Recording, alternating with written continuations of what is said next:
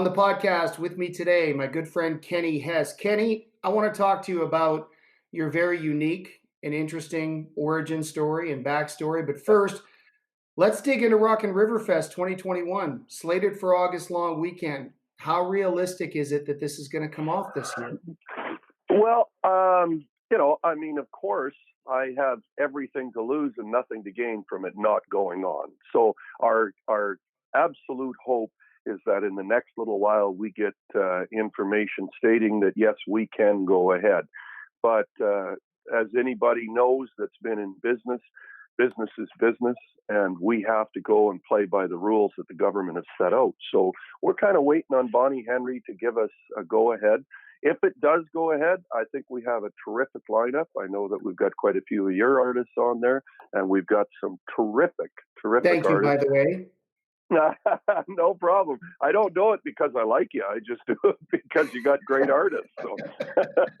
No, and I'd prefer it that way, actually. It's better when the artists can stand on their own. But what do you think some of the solutions are that may ease the restrictions around some of the, pertaining to what the government wants, but also give the consumer some level of confidence? Like, in a perfect world, if you were running the show, would you want people on site socially distanced? Would you want people on site who have only been vaccinated? Would you have rapid result testing at the gate? Like, what do you think it is? How are we going to get this festival business back on track? Because Lord knows the artists need it, the promoters need it, people like you who are involved in it in many different facets, including being a promoter and owner, you need it. What do we do here?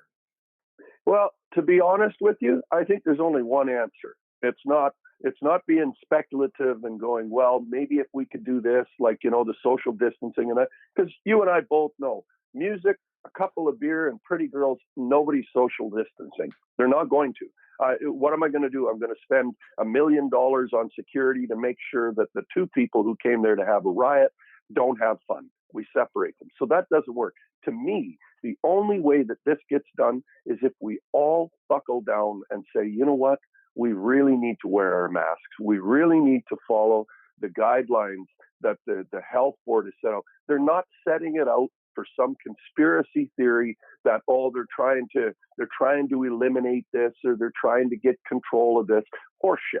The truth of it is, we need to follow the guidelines for whatever time it takes so that we can all get back on board, not just worried about how do musicians eat, how do promoters eat. Because as you mentioned, first and foremost, I'm an artist. I've had 119 shows canceled so far. I have another 40 shows in Arizona and California and New Mexico, Texas, and Florida that are going to disappear. They are. Realistically, they're going to disappear based on the fact nobody would follow the guidelines. We had a few people going, nope, I don't have to wear a mask.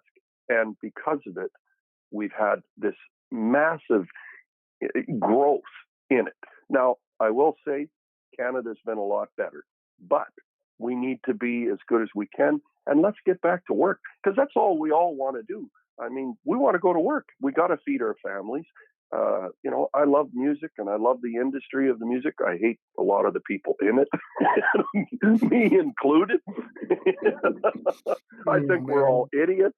I think we're all idiots for being involved in the music industry, but it's an addiction none of us are going to get rid of. So for God's sake, let's just, let's try and get everybody on track, and let's pray that they get these inoculations ready to go. Because once that happens, Jim, we're going to go at it full force, where I think it's going to be a really big boom for the music industry. I really do. I think the world is realizing how much they need music. Yeah, and I don't disagree with your overarching philosophy of, we need to endure some short-term pain for long-term gain. We've got to get people back on track. And that means some of us, well, actually all of us, participating in whatever safety mechanisms the science seems to dictate. I don't think you and I are going to have an argument on that. But in a perfect world, you keep saying follow the guidelines, and you're right. But if we don't have guidelines, we can't follow them. So as an individual who's in this business and also has a pretty good understanding of how to pull off events, what do you think would make the most sense? Like, how do you keep your patrons safe in a perfect world if you were the guy dictating the rules? Okay, if I was able to, if it came down to, if I'm able, they say, okay, you can throw a festival. What is the best way to keep your people safe? I do think that we need to do the standard, pretty easy stuff, like allow people to have masks. You know what I mean? Like make sure that they are available to them, make sure that there's lots of hand washing stations, all that same crap you're hearing every day about that. Same stuff as I all Walmart. The same stuff as Walmart, exactly. That they're a perfect example of that. You walk in, you can't go in without a mask on. So you go in with a mask, you put it on. Everybody still talks. Everybody still, gets through their day. Yes, it takes away from fun. So in a perfect world, if I could do it in 2021, I would say, please wear your masks. Please do that. Please, do all of the sanitary things. I also believe that while we cannot set a standard and say, you have to show us an inoculation paper, I think that rapid testing would be an absolute must at the gates.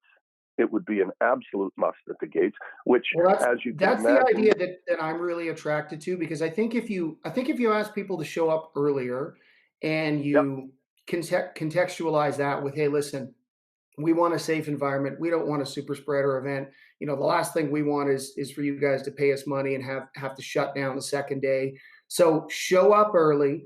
We're going to need an extra hour or two of your time. Get the rapid result and rapid response test, and then you can proceed through the gate.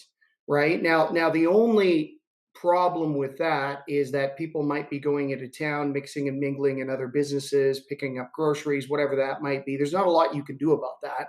But if if people on site at least cross the barrier of, okay, you can go on site now, you're obviously testing negative, the chances of anything catastrophic happening plummet significantly. they do. They do. Here's the only issue is you have to corral everybody once you've given them that test for 2 hours. So say individual A goes in and he's there with individual 1 through 7,000. And they go in and and we're lucky on our property, as you know, we have some really good staging areas. So if we had a muster station up at the top and we ran in the first 500 people in an hour, right? So we got 500 people sitting in there. If one of those individuals comes back with a positive test, I have to move all 500 out and retest them again because they have been, that's where this, while it's the right thing to do, we have to really do some fast thinking on it. We have to figure out, how do we do this? Do we run a test up on top of the Coquihalla, so that when you get to the top of Coquihalla, you stop to get your test.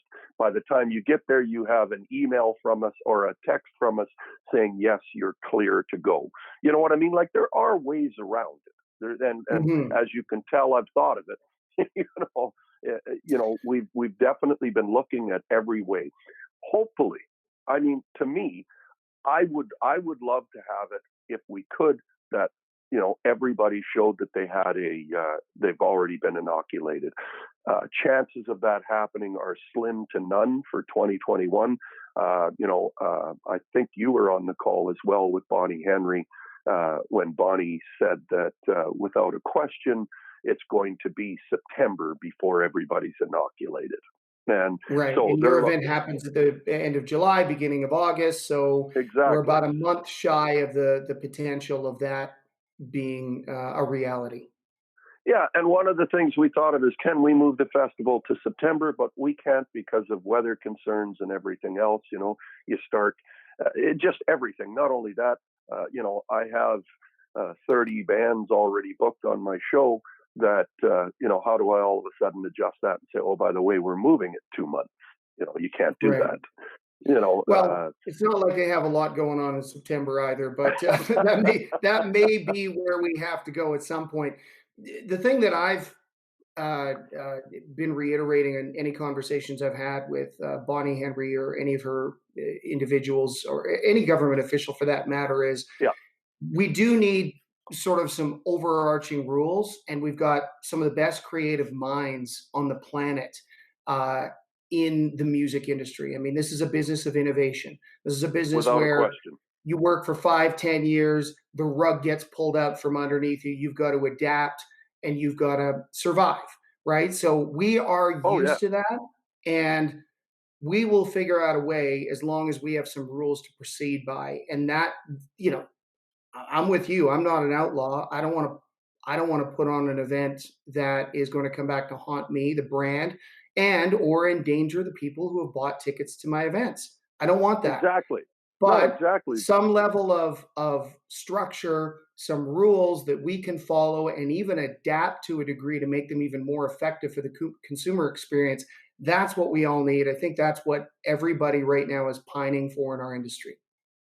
Yeah, and to be honest with you, I don't think the government is being neglectful of that. I think there's a lot of conversations going on behind closed doors, and I think they're allowing the industry in because I know you have, and so have I, been on a couple of calls with government officials, with the with the big and the small boys of the industry, and they are looking to try and collect data to see it, but like you say, we are much more an industry of data, of adaptation than the government. I mean, the government, that's not how they work it. So hopefully we can find a meeting of the minds and get to that. But if you ask me honestly what I think it's going to take, I think it absolutely comes down to the science. I think we're going to have to wait until they can get inoculations. And the issue with that is that until they know for sure, like if they knew for sure right now, everybody will be inoculated by September, then maybe we could do some moving. Like you say, we could move some stuff around. But for me to do that, or any other festival or any other agency, promoters like yourselves, they have to do, there has to be an absolute structure to it because a lot of the things that don't get noticed is like in the festival, when it gets canceled, I not only do you lose, the festival itself, I've lost all of the investment that I've put in for advertising, for deposits, for all of that. Thank God, musicians, and agencies and everybody's come together and realized we're in a time where we can't do that right now. We can't be putting deposits out and stuff because it'll eat the industry from within. It'll Right. absolutely kill it. We So have to make everybody sure that has everybody retains some level of fluid cash flow. exactly, and I think that's vital. We recognize it as promoters, and I know through my as an artist, I noticed that everybody. That's the way it's working for all of my shows too. There's no, it's just the way it works. If they cancel, I can't hold their feet to the fire.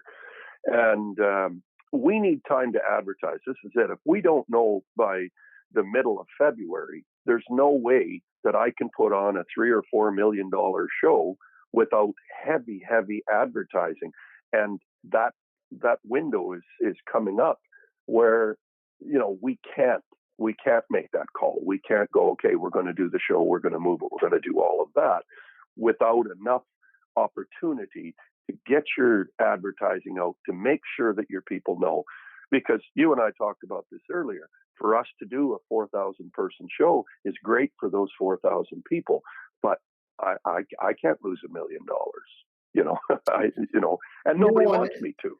no, of course not. I mean, the festivals, at least for the ecosystem of the Canadian country music business, are they're the golden goose. You don't want to kill the golden goose. Absolutely. You want to make sure that it continues to produce year after year. So we all have a vested interest to make sure that you and festivals like you stay in business.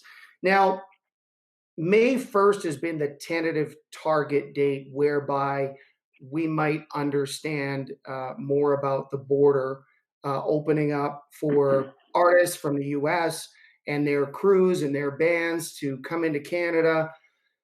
Failing the opening of the border, a lot of festivals that I've been talking to have talked about a strictly Canadian lineup. That must Including, yeah, obviously be somewhere including where you myself. guys are at too. Yes. Yeah, that's including myself. As you know, we've had good conversations about that ourselves, and I do think that that is something that is a very strong possibility. I mean, look at our terrific uh, Canadian content. Nobody can complain about what a wonderful show it is. I mean, I could start naming them from the top right down. You know, I could keep going for a half hour about how many great artists we have, and we do. You know, and I And know that you're no stranger to having Canadians headline as well. Like we not at had all. Brett Kissel there a few years ago, headlined. I think we broke a record that night for attendance. And you've done a great job at putting Canadians forefront in the spotlight in the headliner position of your stage, which, by the way, isn't common across Canada, No, and done very well in spite of that somewhat dogmatic idea that Canadians can't draw. You've proven that that's not the case. absolutely, Jim. And again, that comes back to the fact that I've been an artist my whole life. You know, I am still to this day. You know, I'm older than dirt, but the truth of it is that I have always maintained that Canadian entertainers are every bit as good as any other artist out there. The problem is that there is this discrepancy that's made not by the fans themselves. Do you think anybody listens to Brett Kissel's song or Dallas Smith's song or Aaron Pritchett's song or any of these great artists who, by the way, the three I named are great artists. They are, and there's so many more. But they don't listen to that song any differently than they listened to Kane Brown or, you know, whoever you want Morgan to name, Wallen, or yeah, Morgan yeah, Wallen, or yeah. they don't know the difference until the announcer at radio says, this is not a big star in America. If you took away social media right now and just played the radio songs the way they used to, you would absolutely have just as big a Canadian stars as you would American artists. So it's been the bane of my existence for the last 35 years because I remember getting play on those radio stations at the same time.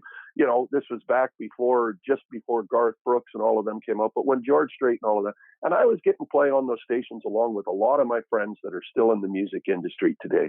And the truth of it is, the fans never looked at you any differently once they got to see your show than they did at the Americans. And when Brett Kissel's on stage on a headlining on a Friday night, it made no difference whatsoever. They listened to a great artist singing great songs, being a wonderful entertainer. And that's all that mattered to them. So the problem is not with the ability of the artist to entertain at the same level as the American artists, because there's no discrepancy. We all have a tongue, you know, and in my opinion, I think for the most part, most Canadians are better entertainers.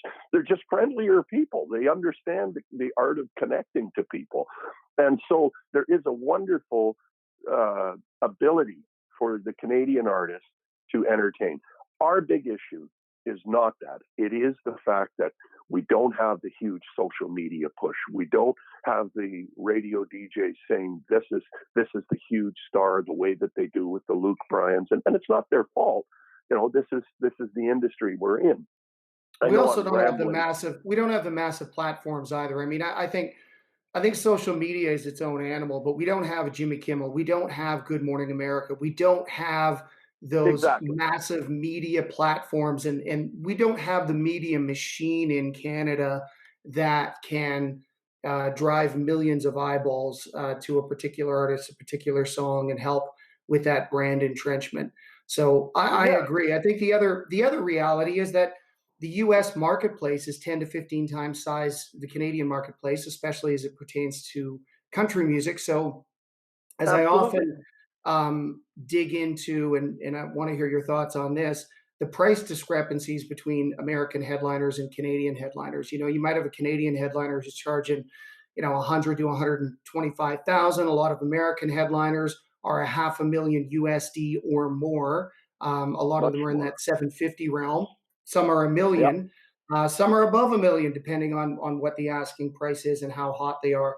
But the reality is, those artists can get a fee close to that asking price any day of the week throughout the United States. To make the case for them to come to Canada for a weekend, you really need to pay them, obviously, and make a compelling case. It's not like Americans really give a shit whether or not our dollar is 76 cents compared to theirs. They're getting paid in US dollars, and the market demand is just so much higher in the US that they don't necessarily need to come to Canada, where Canadian artists need to play in Canada. That's the only way they're going to make a living for the most part.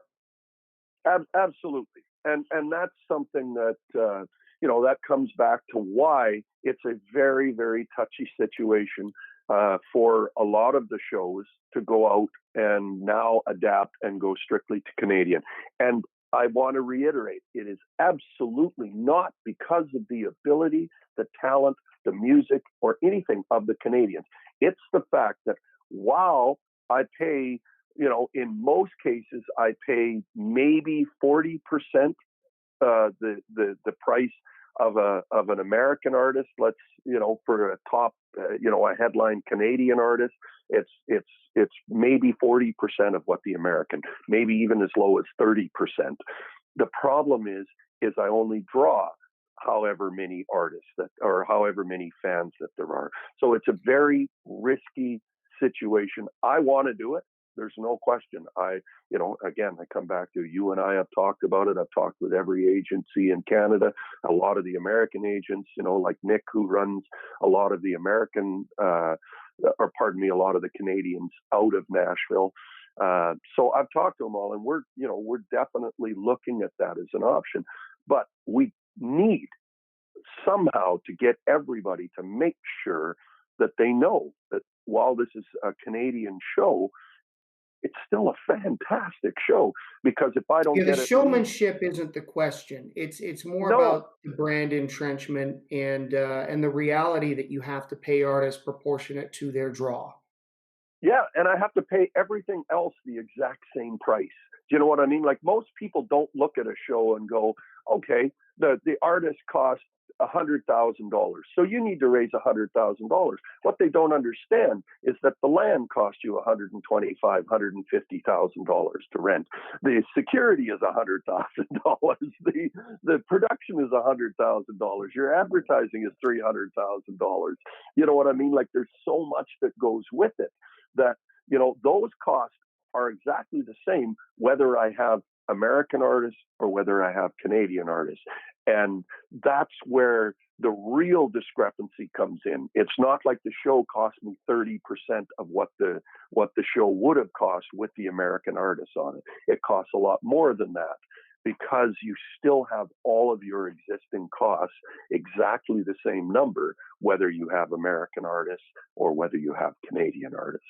So Yeah, that's there's where, so much more money to deploy against infrastructure with these outdoor shows. I don't think people understand that, the artist and the headliner on stage is just a small component of the overall spend for a weekend when you're putting on a big outdoor event with all of the infrastructure costs in place.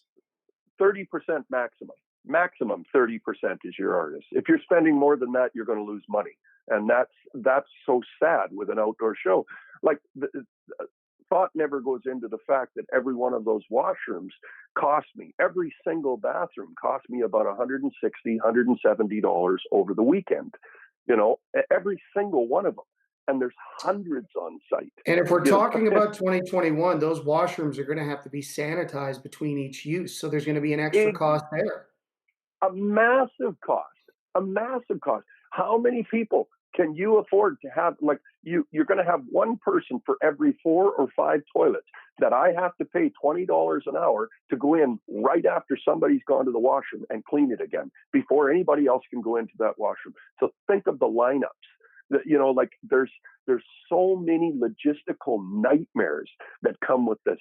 And that's where I stay up at night, vomiting, thinking, how am I going to pull this off safely? Because honestly, Jim, it's no different than if somebody fell off of the top of our, tower or something and killed themselves at the festival. I would live with that the rest of my life. I would, thinking, why didn't I think somebody could sneak up there and fall off? You know what I mean? And so Right. the last thing I want, I mean, somebody dies of a heart attack, you know, thank God it's never happened at any of our shows. Nobody's ever died. We've had people get hurt.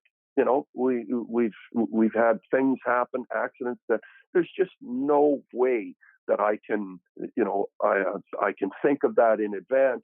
I can see all the situations in advance. I'm not a genie, but if if if I don't do every bit of due diligence and see a path forward that we've got everything covered, there's no way I'm going to endanger other people's lives. I'm just not, and that's a sad reality. You know, I'd rather sit at home and, you know, eat puffed wheat, you know, for the next year. Yeah. We might be doing Might that be. anyway, Kenny. That might be the 2021 plan anyway.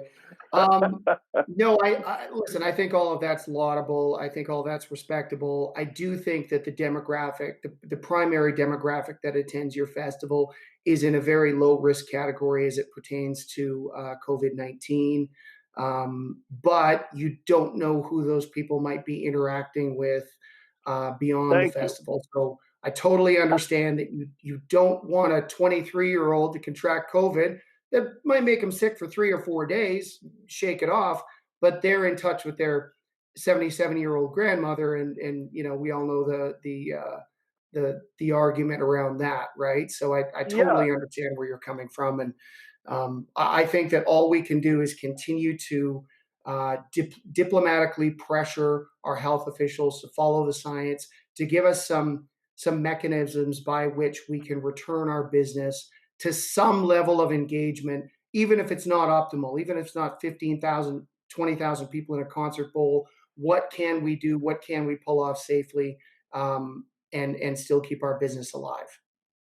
absolutely. We can adapt, you know, and you know, just kind of the first thing that came to mind when you mentioned about the kids that come and see this show, and I always look at the way I've been looking at it, I should say, is that I don't want the fans of the show going home and giving coronavirus to the fans of my music. So, Oh man, it's hey, I want to yeah, bounce back to this idea of the discrepancy between Americans and what they get paid and Canadians and what they get paid, yeah, because that's a hot button issue. But one of the solutions to that, and I'd be curious to hear your thoughts on this. One of the things I preach to my clients is that this is somewhat of a patience game as well, because as country music continues to globalize, thanks to social media, thanks to streaming services like Spotify, and we start to develop markets in Ireland and Italy and Spain and obviously throughout Australia and around the world, as artists begin to build a brand outside of Canada, which gives them the ability to tour outside of Canada, they can increase the demand for their show, their product somewhat, so that they're not squeezing the Canadian market dry every summer and every year with a tour. So I think one of the big benefits of globalization of the format is that it is going to give Canadian artists the opportunity to give our marketplace a rest every once in a while. absolutely. Because the truth of it is, you take, you know, like Keith Urban. Okay, if Keith Urban in Canada played at everything bigger than the opening of a letter, then he wouldn't be able to demand any money neither, because you could see him everywhere and anywhere. And that's that. The whole thing is about creating demand. You said it already. I have nothing intelligent to offer to it, or nothing, you know, that's going to go, oh, that's revolutionary. Nothing. The truth of it is we have to do that. We have to get our artists playing outside of the country and growing this, you know, growing their own crop. And if we don't, it's the same old thing. Like you say, overplaying any artist gets it to the point where their value drops significantly. Having said that, I don't think all of our artists are overplayed at all. I don't think that is the issue. I think, again, the issue is that you have, you know, a tenth or less of the amount of eyes on them at any given time, and therefore the demand is not there. That doesn't mean they don't want to hear our artists. It's just we can't get them to pull It's the just that same amount of money. they might have already watched or Yeah, paid to see that artist 3 or 4 times, leading up to your festival on various hard ticket shows or other soft ticket shows, and there has to be some level of exclusivity. And you're right, the American artists, they don't come up here as much. They don't perform as much. So there's more of a demand or more of an opportunity for them to release more songs, which builds the demand in between touring cycles in Canada or summer festivals. And that's a big part of why the discrepancy exists. But I think it's important to dig into that so people understand it, understand that it's not necessarily uh, a cultural bias. It's more of a practical bias, if you will. it's all about bums and seats. It's like the one other thing I'm very proud of, and of course Becca, my daughter, makes sure that I adhere to it as close as I can. We're both huge advocates of female artists. Like I am. You know, I grew up loving all the great female country artists of old. So we're very cognizant of the fact that we have a lot of female artists on every show, no matter what. But the truth of it is that to put a female headliner on is a lot more risky for one reason, and that's it. It's all about bums in seats. That's what it's about. And most of the girls want to come and see that pretty young cowboy. And when the girls come, the boys follow. But boys are not so, I shouldn't say boys, but men are not so, they're not so eager to go out and see the female artist the same way that the women want to go see a male artist. So to us, it's all about watching how you spend your money. So sadly, women make so much less money than men do, but it's not based on a bias. It's based on what can I make? Because at what point should I have to pay too much money for anybody? It doesn't make sense that I lose money just to have somebody on my show. And so it makes it hard, and man, I love so many of the female artists and Canada has a huge crop of wonderful young women that are terrific artists, but they just don't draw the crowd. And any small promoter knows that. Anybody who's doing 200 seaters, boy, Jim, we've done lots of shows, 200 seats up to 5,000 seats. On those 200 seats, when there's 5 empty seats, you didn't make any money. So that's more of a philosophical approach, and I don't want to discard that. But I Yeah. have dug into this a little bit. I'm interested to hear your take on it because I have the same concern. It's like, okay, why does this discrepancy between male headliners and female headliners exist? And how come we've only got a few female headliners that have broken through that threshold? Carrie Underwood, obviously Reba. Um, More recently, you've had Miranda Lambert, and Yeah. and I think part of the reason is that I did some research last year and found, and this number might be old, but I found at the time that 12% of all music, country music, service to the DSPs, the digital streaming platforms, are performed by female artists, by women. So 12%. So that means that 88% are lead male vocals. Okay. Yes. So to use an analogy, it's essentially 1 in 10, right? So we've got a marathon race. I always use this analogy where we've got 100 entrants, 90 are men, 10 are women. The top 10 finishers are 9 men and 1 woman. That's not necessarily a sexist result. That is a proportionately accurate result. So the question isn't why aren't women getting as much airplay? Why aren't there as much female? Why aren't there as many female headliners? Why is that not proliferated? The question is, how do we attract more females to roll the dice, get into this crazy ass music business, deploy 10 years of critical years, by the way, of their lives, at least, towards building a brand in this industry. Because right now it looks to me like it's off kilter in terms of the amount of engagement, female to male. So we need to understand the causal uh, reasons for that. And then we need to encourage more women to take up the torch and get into the business. And that's not to say that there aren't plenty of them out there trying right now.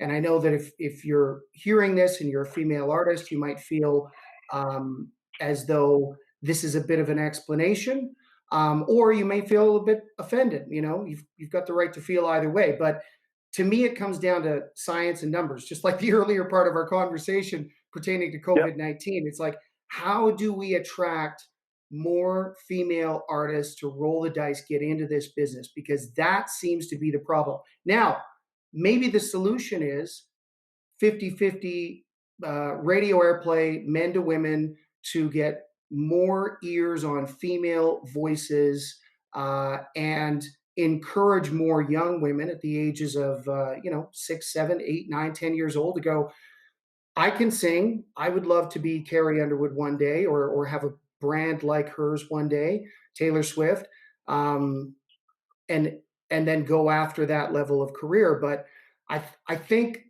the issue is deeper than we all want it to be, and I think it's much more complex than we all want it to be. And I think we need to get to the bottom of that. And I'd love to hear your thoughts on it.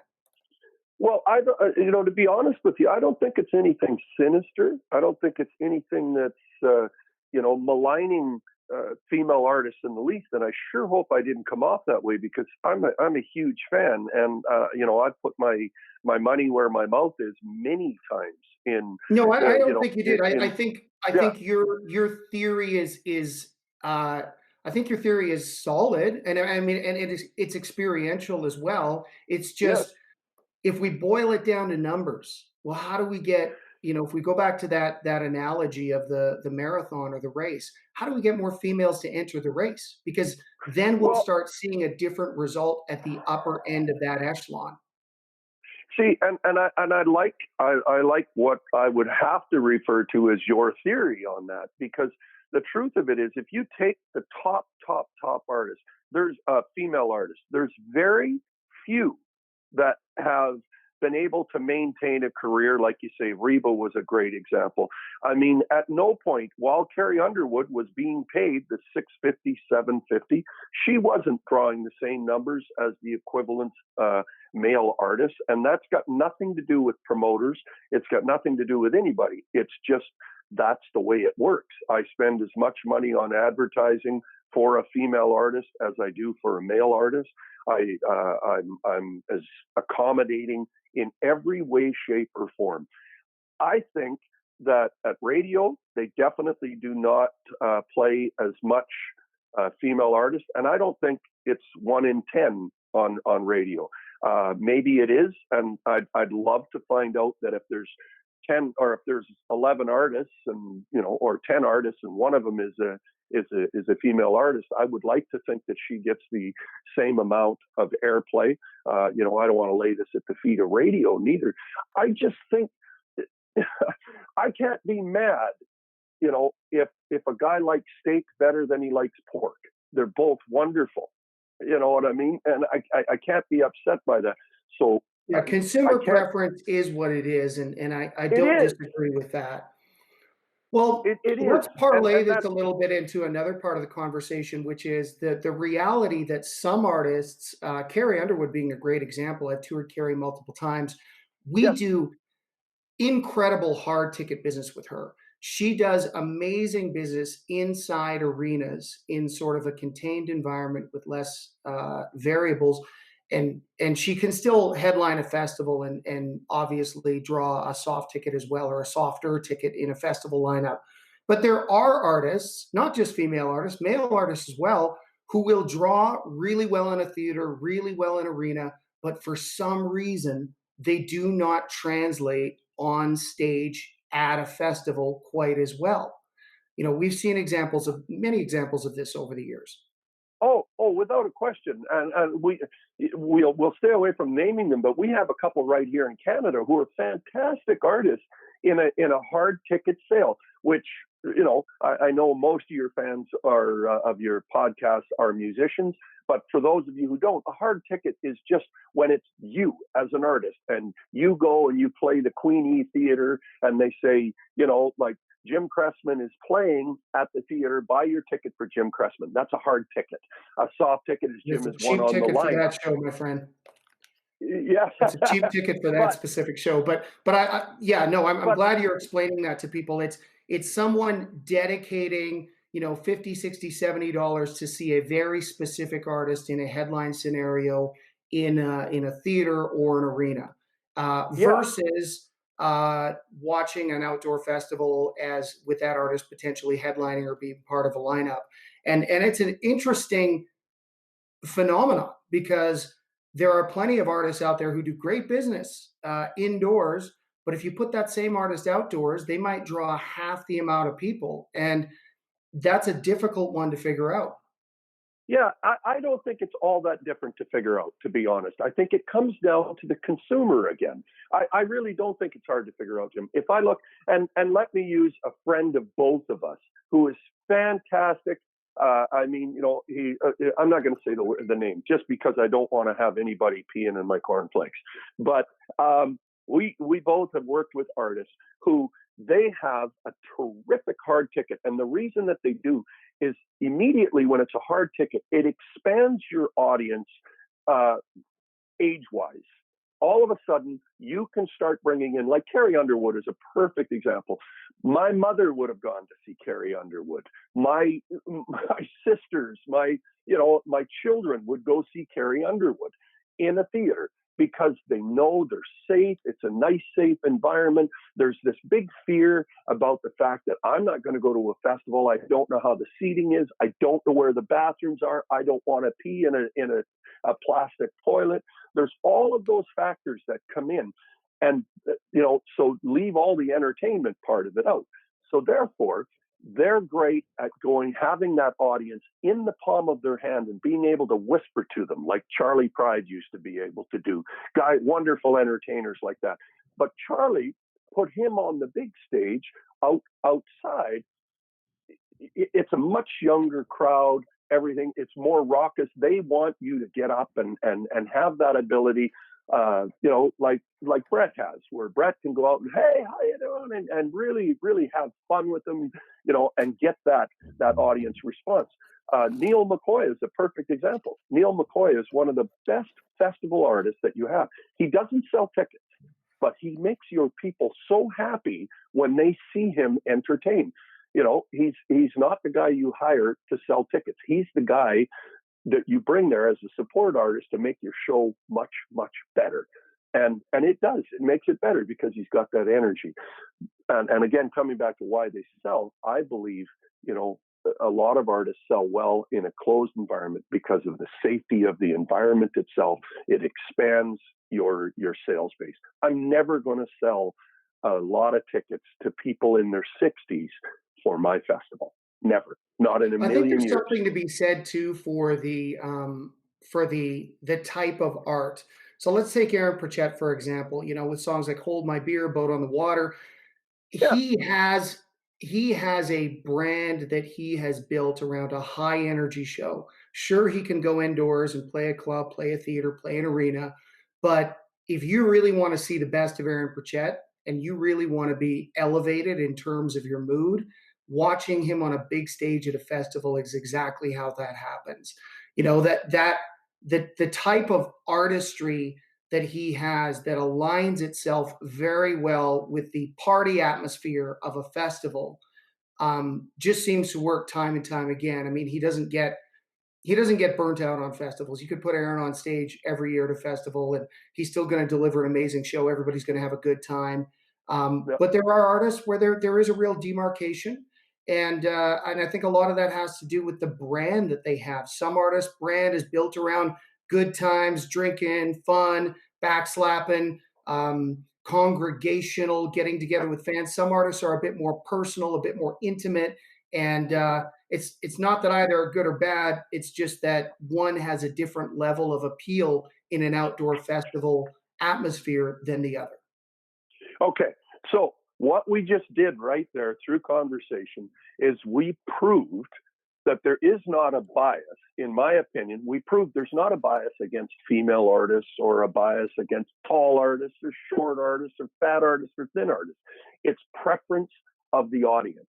And so while some audiences prefer to be sitting in a chair in a comfortable environment, watching an artist, the Charlie Prides of this world, the Don Williams of this world. Don Williams sold every bit as many records as the artists of that day that were high energy. I mean, the Hank Williams Jr. and all of those guys. And he sold just as many tickets, but it was just. But he was more of a balladeer. Absolutely. It was a different venue. So, to me, I have to come back to the wonderful female artists that are out there and say, please don't feel that anybody is slighting you in any way, because we're absolutely not. It makes me cringe to think of that. My favorite artist in the world is my daughter, Becca. But no bias in that at all. None whatsoever. But I am the audience. I have the right to my preference. Like I say, I'm definitely, I love pork and I love chicken, but I probably prefer steak. You know what I mean? So that's all it is. And, therefore steak's more expensive. So I think, you go to a restaurant, you order chicken, you order beef, they cost the same amount per pound to raise, but they can demand more for beef, and it's not fair to the chicken. It's not, but it's reality, Well, and I the think chicken might be lucky in that particular analogy and scenario. He's not as high in demand, or she's not as high in demand. I want to talk a little bit about your background as an artist too. A lot of people these days know you as an artist, but they know you as well as a festival promoter and as a talent buyer. You were signed to what was at the time an unprecedented 8-album deal with Mike Curb at Curb Records back in the late 90s. Yeah. What did you learn through that process that you would feel would be behooving and helpful to artists who are looking for a big deal these days? Because there are a lot of artists who sort of like, and I don't want to say it's an illusion, but sometimes it's an illusion. There are artists who go, well, if I just got a big record deal, I would be famous. But there's so much more to it than that. It's a grand illusion. It really is. And I think even more so than in my day. Yes, I signed a fantastic deal, but the truth of it is I went into it the same way that I go into everything. I'm fairly, I try and be as astute as I possibly can. I try and understand every angle. So when I wrote my album, my record deal, I got an unbelievable record deal. I ended up at the time with 14% of gross, which is unheard of. It is. It's unheard of. But so gross album sales? Yes, 14%. It's a pretty good royalty rate. It was huge. It was ridiculous. And I actually hurt myself because, it was one of those things that nobody's going to make any money. I'm going to make some money. I did all right. But it was a bad deal in the long run. I thought it was a good deal. But aside from that, what I would say is those big deals, I couldn't get out of it fast enough, to be honest with you, because the industry, the last thing I want to do is disillusion anybody. I did not become a star for a variety of reasons. Most of them were my own fault. I was impatient. But I had, at the time, I had a house full of children and was very, very much a father. I've been very, very close to my children, and now, thank God, I'm close to my grandchildren. But I know I'm rambling. Sorry, Jim. But no. You had obligations and responsibilities, and you had pressure on that front. But you also had a dream to be a worldwide superstar. Of course, I did. That's why you got into it. I did. To say a worldwide superstar, I don't know that I had that until later in life. We have to back up a little bit. I grew up on a little farm, first in Saskatchewan and then Manitoba. We didn't have running water. We didn't have any of that stuff. And this was in the late 60s, early 70s. Television was not a part of our life at all. I watched Hee Haw once in a while on television and thought, oh, this is cool.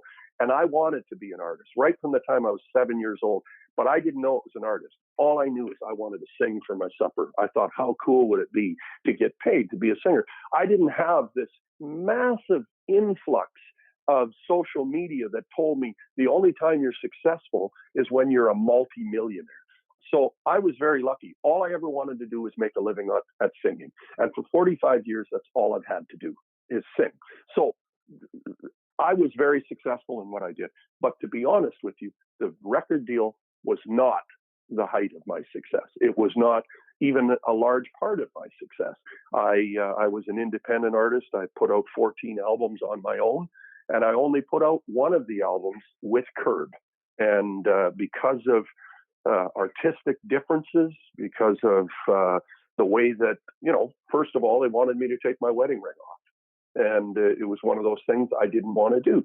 So, we butted heads on that. There was little things we butted our heads on. And me being a stubborn son of a bitch like I am, while it's been very good for me in a lot of ways, it's also been, very detrimental to my career and me personally. I've butted heads with many people, and I've been wrong many times. And, the thing about a record deal is that you have to be amicable. You have to really understand that they are looking out for you, because if you fail, they fail. You know what I mean? I think you pointed to something that's really poignant, in that at times you need to look at a record deal a little bit less through the lens of self-interest and more through the lens of an overarching holistic partnership. And I often say to my clients, like, we want to negotiate hard on your behalf. But if we negotiate too hard and we get a deal that only works for you, we will kill the long-term incentivization of our partner on the other side to deliver, because they will have other artists who have more deals that are more in their favor, and they'll put more hard work behind those artists. They'll put more effort behind those artists. And at some point, you're going to see the reality of that. So we have to get a deal that works for you, but works for you in the short term and long term. Well, thank you, because you brought that exactly to where I was headed. You just did it in a lot less words, which is great. That's exactly what I was trying to say. And, the funny thing is that as I got a little bit older, I started to listen to what my dad used to say. And anybody who's hung out with me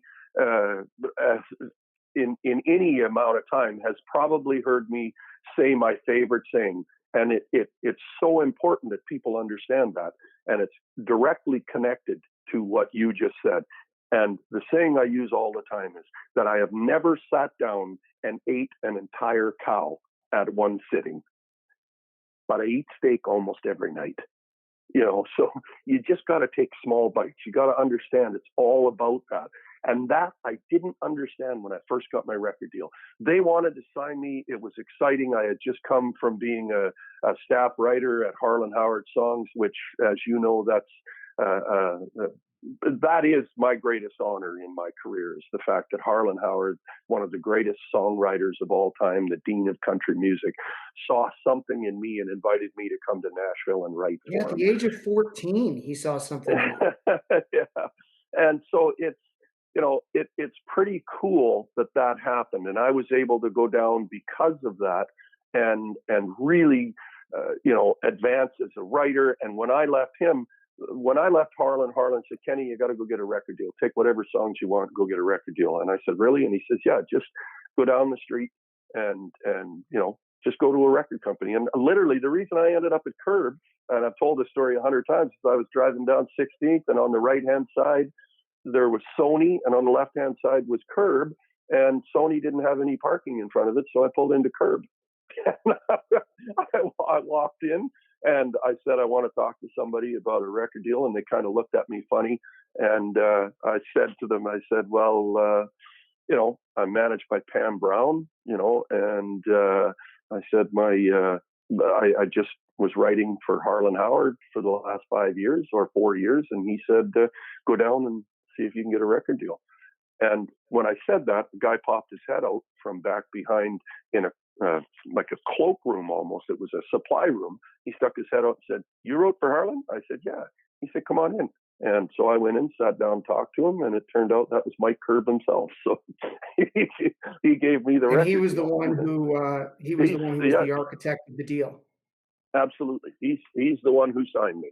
Yeah, it wasn't, which, the irony to that is that hurt me as well, which is funny to say that, but it didn't help me because I didn't have his underling staff, and I don't mean that disrespectfully because they are what make it, is the people soldiers that you have, his soldiers. That's exactly right. I didn't have any of his soldiers in my camp from the beginning that had this passion and this love. And when I got this wonderful record deal, I only looked at it from my point of view. I didn't look at it from anybody because I really believed, hey, at this time I had already had a couple of top 10 hits. In Canada, I'd done fairly well, made a really good living, sold, an awful lot of records off the stage because I was a working fool. But, I looked at it when I can do everything. So it doesn't matter as long as I have the record deal. And so like you say, I went and I made a deal that was good for me and it wasn't good for everybody. And because of that, it wasn't good for me in the long run. Short while it looked really good. You go out and sell a few thousand records in the States and you make pretty good money off it. You go, oh, I'm going to be a billionaire. And it ended right away. Nobody else is making money. There's no money gets put into advertising. There's no money gets put into any kind of promotion or artist development. And, me being a bit of an arrogant dick, I thought, well, they don't need to develop me as an artist. I'm the best there is, because if you don't think that as an artist, if you don't believe in yourself, who the hell else is going to believe in you? So, that's what I always believed is I can sit in front of any audience and make them like me. And I thought I can do the same on a massive, massive scale. And it doesn't work that way. We come back to what we were talking about earlier. You don't have that. Yeah. And not only that, but you don't have on a massive stage, you don't have that one-on-one connection where you have a chance to kind of look into everybody's eyes and have that direct eye contact that makes them understand and like you. You don't have that on a massive scale. You've got to make them do that through the Jimmy Kimmel, through the everything. And, while I did, 80 or 90 cities in the States on a promotional tour, and you get 80 or 90 fans out of that. that's about it. You get to sit and talk to the guy at the radio and laugh with him like you and I are doing for half an hour, but only 30 seconds of you goes on the radio. And most of the time they're lighting a cigarette, they're changing channels, they're doing whatever for that 30 seconds you're on. So you have to just keep beating it to death, but yeah, it is definitely a war of attrition. And one thing that I often preach to my clients or anybody who's willing to listen is in this day and age where we have more tools available to build brand, whether it's through social media, whether it's through direct distribution to consumers through YouTube or other streaming platforms. I'm a big fan of build your brand and your equity to a point where it's unmanageable. And then if it's potentially scalable, you will attract the right types of partners who can take your business from micro to macro. But you have to be willing to and it's funny because artist development obviously sometimes has this pejorative connotation to it where people feel a little offended, especially if they've been at it for a decade or more, like you had at the time when you signed with Curb. But it's sort of more like brand development. It's like it's not your artistry that you need to develop, although that's going to get refined and get better. It's that we need to create some level of brand entrenchment that makes you a household name in order to really promote your product effectively. Yes. Harlan once said something to me that I think every artist needs to think about, and he said it as a compliment to me, and I was incredibly, I thought it was cool at the time. I thought it was a neat way of saying it, but as I get older, I realized, wow, what a wonderful thing. And he told me, he said, I had been blessed with one of the biggest swords he had ever seen. He said, but God, you need to sharpen it. You know what I mean? And that's the thing, is every day singers sing, entertainers entertain. My old man was the hardest working man I'd ever seen in my life. And so every time, I know you and I have both been asked to go on these conferences and that and speak to people. And one of the things I always tell them is that, for God's sake, just because you've been given the gift of being a good entertainer, of being a great singer, of being a great songwriter, does not mean you don't have to put your work boots on every morning. Because that's what our parents did. That's what our grandparents did. That's what everybody needs to do, is every day get up and put your work boots on and just work until you can't work anymore. And you'll find success. I mean, I look at it, I'm not a star, and, it'd be a pretty small or pretty huge sky if I was going to be a star. But I have made a wonderful living off of it for 40 years. So anybody to tell me I'm not a successful artist is an idiot, period. That's it. And you have to look at it Success that is way. defined by your own definition, right? Like that's Absolutely. that's the thing, is that back to your point of, you might have been blessed with a gift, and a lot of people who have been blessed with the gift and the ability to sing and the ability to entertain. Obviously, you want to refine that, but you also have to come to terms with the reality that even though you might be great in the eyes of yourself and your immediate circle, the Mm-hmm. marketplace may not have the same level of excitement or receptivity to what it is you do. And it's timing. George Strait is one of the greatest of all time as far as radio play, as far as everything goes. But honestly, Jim, if he was a new artist and brought out a song today, it would not necessarily be a massive hit. He might be another one of the guys that just went by the wayside. When I was in Nashville, I knew 20 artists who were absolutely amazing. And I thought, oh my God, this is going to be so great. We all played the same circuit down there. We'd get our deal, and then we'd go and play, all these little broken spokes and places like that for industry. So they were the best of the best that was not only seeing it, but that was performing. And so many of these artists disappeared. Dickie Kaiser was amazing, an amazing artist out of Texas. And nothing happened. But that didn't mean he wasn't good. It just meant timing wasn't right. Something wasn't right. Kenny Chesney is a miracle, in my opinion. At the time, nobody thought Kenny Chesney would get a record deal to save his life. In fact, at the time, I lived with Big Kenny down in Nashville, and Kenny Chesney and Ken Mellons lived right across the street from us in the apartments that we were living in. And we all thought Kenny was the least of them to go on and do anything. Of course, we all thought we were way better than him. Chesney's an interesting one, because the other thing that's shifted about our industry, Reba is a perfect example of this. Oh, that's okay. Bless you. Reba didn't break and have a top 10 till her 23rd single. Vince Gill was, I believe, over 10 singles in before he had a hit. Steve Warner, similar situation. But labels were more apt to buy into the artist, the art, and deploy patience along with effort and initiative against that artist to break them. Where these days, the bigger labels are, the attention span is shorter. They are throwing things against the wall to see what sticks. And if it does stick, it might make it. If it doesn't, that artist probably has to reconfigure, recalibrate, and release something independently to get their attention again. But we did see more attention given to the long-term development of an artist back in the 70s, 80s, and even into the 90s. And now that seems to have gone by the wayside.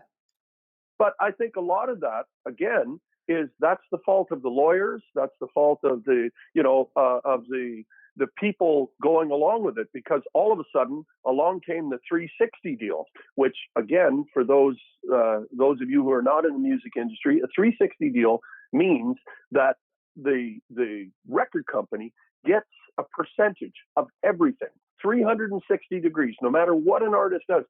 Back in when I was doing it and before, all they got was the album. They made money off of the album or the video, whatever they produced, they made money off of that. And they did make the lion's share. So to me, now, because it's a 360 deal, they take a Morgan Wallen. Morgan Wallen comes out, has a couple of hits. He goes from being a guy who was working for $75 a night, if he was lucky, playing, down at one of the local pubs in Nashville.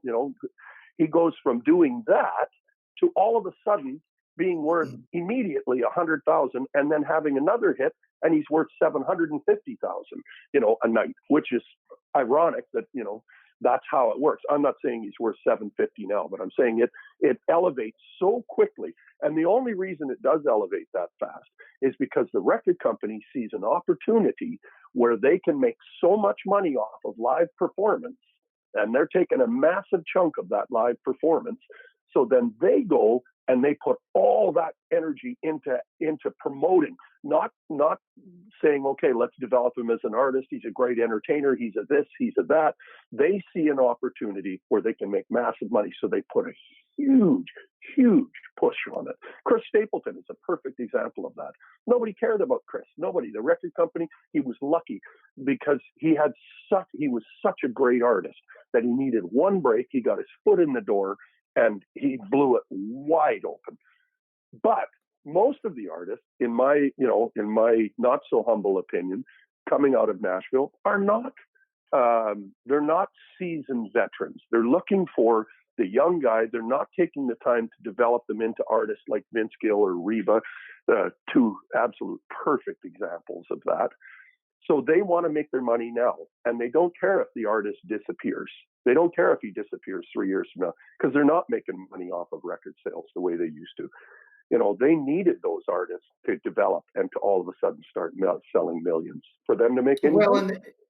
And there were some evolutions or de-evolutions in the business, obviously, between the 90s and the early 2000s, where record sales plummeted. So labels needed to get a bit more innovative and get deeper into business with their artists. And from an artist perspective, there is an upside to the 360 deal, as much as you're giving them a percentage of merch and live and everything else. Yeah. In that, as you pointed out, the label is now much more invested in you because you are a revenue driver for them to make sure you're successful.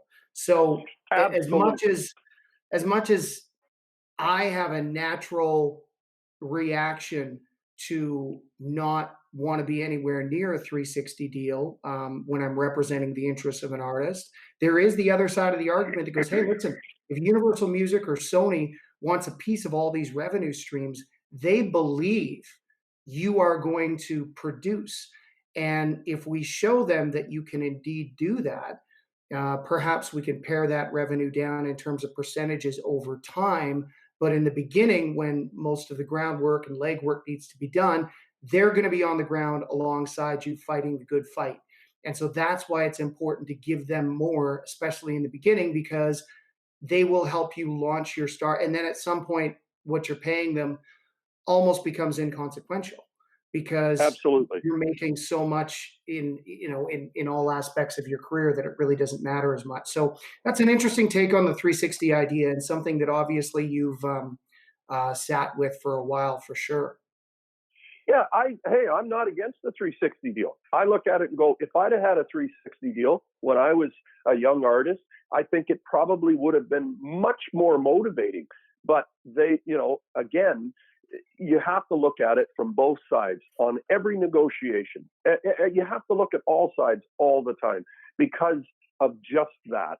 Right now, artists, we don't sell anywhere near the records. I mean, you look at the industry, as you mentioned, the CDs sales are in the tank, no matter where you go. Even with me, I play to 50 to 70-year-old people every night.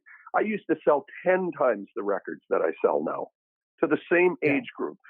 but it's because everybody's got their phone and they go, oh, can I buy this? Can I, you know what I mean? Can I download it? Can I get it this way? CDs, CD burners killed the industry in the early or late 80s, early 90s. It killed the industry of record sales. And again, I'm not pointing the finger at anybody. That's just the way it goes. So we have to adapt. We have to be amicable. We're going around in circles here. No, technology has been both a blessing and a curse to the music industry. There's no doubt about that. But I think the underlying message that you are advocating for here is, if you want to make more money, a very important question to ask yourself is, how do I be of more value to my partners? How do That's I exactly it, Jim. make them more money? And by virtue of that, my interests will be taken care of. That's exactly right. And again, another thing, when we do these little seminars, one of the things is I always say, know your value. Know your value. Because if you ask for more, the last thing I want to do, Jim, is to charge you $10,000 for a show and knowing that you're only going to sell $9,000 worth of tickets. Why would I do that? Why do you want to, crap in your own lunch kit? It doesn't make sense. Sorry for the analogy, but it's just one of those things that it doesn't make sense to me. So you hit it on the head there. Know your value. Understand that you have to give something in order to get it. And I think our industry is going to be fine coming back to the virus. I think that, the world will find a way of curing itself. And I think the music industry, while it's a huge part to us, we're just one of the ants on the hill, and we need to understand that it's got to get better for everybody before it can ever get better for us. Right. No, well, listen, I think it's going to come back very robust. We just have to wait it out. One last subject that I want to touch on here before we wrap things up, because we've already been talking for over an hour, believe it or not, is your evolution as an artist to a festival promoter. So at what point did you realize that there was opportunity in the festival game, and how did you make the decision to pull the trigger to get into that industry after being on the other side of it for so long? It actually it came quite organically, I guess you'd say. I was very lucky. Claude and Diane out at the Merritt Mountain Music Festival were huge supporters of mine. They did some show promoting and everything, and they were a big part of me getting to work with guys like Johnny Cash and Merle Haggard and George Jones and all the artists of the day. They put me on several tours and stuff like that. So I was very thankful, and I understood at that age how lucky I was to have that festival. And they had me on that show 18 years straight, and always on the main stage, always in a good position, even though, to be honest with you, I probably didn't deserve it. I know I didn't deserve it as far as radio went, but they looked at it and went, well, you're quite good as an entertainer, which, at the time, I think I probably was, very good at what I did. So they loved having me in a good spot. So I looked at it and went, that helped my career immensely. I tell the story of opening for Garth Brooks years ago, and while I was not any real part of the show, nobody cared. They wouldn't have. I never sold one ticket on that show, but that poster that had me, Trisha Yearwood, Michelle Wright, and Garth Brooks on that poster made me more money than you could possibly imagine. Pretty good brand rub, as we would say. Yes, relatively, that's all relative, the amount of money, but a huge brand rub. It really was. To be able to say my name, that I had worked with all of these artists, was massive. So I thought, I had heard through the grapevine, and I spoke to Claude, and I knew they were in real trouble. They were in real serious trouble. And so Claude, for people who don't know, Claude used to run Merritt Mountain Music Festival in Merritt, British Columbia, which is now the same site that Rock and River Fest is hosted on, where Kenny obviously is a partner along with Live Nation. So Claude was getting himself in trouble financially, overextended himself in some other businesses, and there was an opportunity there for you to potentially take the festival over. Yeah, and while I didn't want to do that because there were so many skeletons, you know, like the problem is when you start floundering in an industry like this and you have to borrow money and you have to do this, it's like nothing else in the world. This is an animal, a beast that until you've been behind the stage and in front of the stage and on the stage and under the stage, it's hard to imagine what a beast a festival really is. So I, being the guy that I am, I watched it go on for a long time. And then when I heard that the festival was, you know, probably in too much trouble, I thought, you know, I think I'm going to start another festival. So you were there right from the beginning. You put some of the artists on that stage the first time I did it back in 2008. And so I started one in Mission called the Rock and River Music Festival. And with the whole thought process behind it was, let's develop it, let's get a name started so that if that wonderful festival, the Mountain Music Festival, does collapse, there is still a diving board for local artists to get on, along with some names, some of the big names, and get in front of audiences that make a difference. And because getting in front of, you know, even 3,000-4,000 people at a time, rather than, you know, 30 or 40 people, makes a massive difference in your career. It's huge. Like, to me, festivals are so important for starting artists, for young artists. And, you know, I truly am a fan of artists more than music. I'm a fan of artists. I think that people that take a risk like this are pretty incredible people that get up and sing or tell jokes or whatever. Artists are amazing people to me. And most of them I don't like hanging around with for more than the time they're on stage, because we're kind of social idiots. But nonetheless, they're some of my very best friends in the whole world. All my friends are musicians. But anyway, I decided that I was going to do this festival, and found out very, very quickly you can't make money doing the festival. You have to develop it. It has to run its cycle of 4 or 5 years of losing money. 6, 7 years turns into 10 or 15 real quick. So having toured with a lot of artists, I thought, well, let's just do some smaller shows. And so I know you and I worked together on several, and did artists like Dwight Yoakam, Travis Tritt, Nitty Gritty Dirt Band, Winona, Tanya, Reba, all of these different artists. And I would make my money from that, from the indoor shows, in order to supplement all the money I had put in from writing songs and singing, and therefore kept the festival afloat. And then in 2015, I moved it back out to the property that was the original intent anyway. It took 6 years to get there, but we moved it out there, and I took on in 2017, took on Live Nation as co-promoters on the show. And it's been an experience all the way through. You develop some things you realize are really good ideas, and other ones you realize are really bad ideas. And you try and have that's all a part of it, right? Yeah, you want to have one more up than you have down, and then you'll be all right. But as you know, promoting shows is a very, very, very expensive and very, very dangerous game, but it's also an addiction. There's something about it. It's like gambling.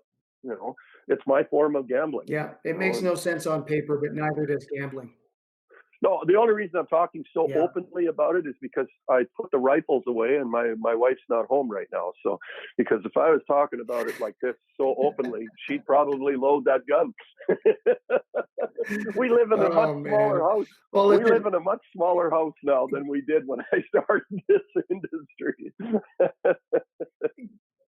Kenny, the industry, the artists, people like myself, the agents, the managers, we owe you a debt of gratitude for bringing your vision to fruition, for giving artists a platform and a stage to perform their music to an audience, and for really showing people that with some hard work, some innovation, you can create something very grand from humble beginnings.